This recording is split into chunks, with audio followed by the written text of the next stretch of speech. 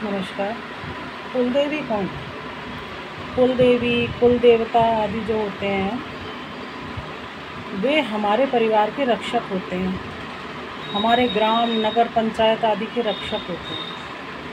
पहले एक ग्राम के लोग या एक नगर के लोग एक देवी को अपना इष्ट मानकर, उनको अपनी कुलदेवी मानकर पूजते थे।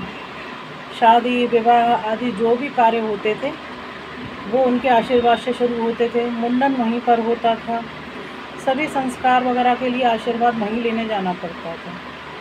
तो कुलदेवी जो थी और वो कुल देवता हैं, ये हमारे घर के, नगर के, परिवार के रक्षक होते हैं।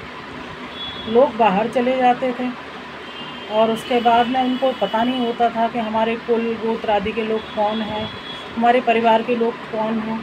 तो इसीलिए कुलदेवी को एक ऐसा स्थान दिया गया जहाँ लोग आते हैं, इकट्ठे होते हैं। कहते हैं कि भाई हमारे घर का तो मुंडन संस्कार वहीं होता है, उन देवी पर होता है। तो ये इसीलिए कुलदेवी बनाई गई हैं कि सभी लोग जब वहाँ जाएं तो उनको पता चले ये लोग मेरे परिवार के, मेरे नगर के, मेरे गोत्र के लोग हैं, मेरे अपने लोग हैं। तो इसलिए कुलदेवी बनाई गई हैं। ये कुलदेवी जो है परिवार की रक्षा करती हैं।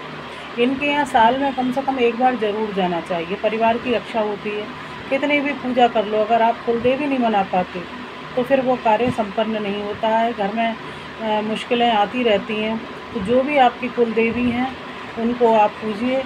उनके नाम से घर में गोबर के जो उपला होता है, गाय के गोबर का उपला होता है, उसमें देशी घी डालकर थोड़ा सा कपूर जला करके और बताशा और लौंग के जोड़े चढ़ाइए, सिंदूर चढ़ाइए उनके नाम से।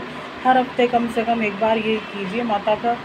और अगर आप अपनी कुलदेवी या कुलदेवता नहीं जानते हैं कि कौन है वो, कौन नहीं है, तो फिर आप माता से प्रार्थना कीजिए कि आपके कुलदेवी कुलदेवता कौन है, हमें बताइए।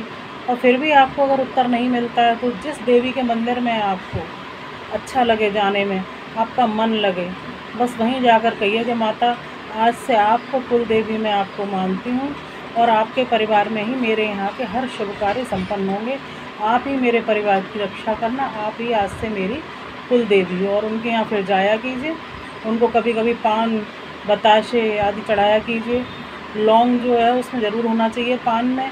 कोई कटा हुआ पान नहीं होना चाहिए, बिल्कुल साबुत पान होना चाहिए। बताशे, लौंग आदि रख कर के उसको चढ़ाइए। उसमें कोई बेकार की चीज़ नहीं रखवाना, जैसे तम्बाकू वगैरह कोई ऐसी चीज़ नहीं होनी चाहिए। और कुलदेवी के मंदिर में आप ज़रूर जाइए।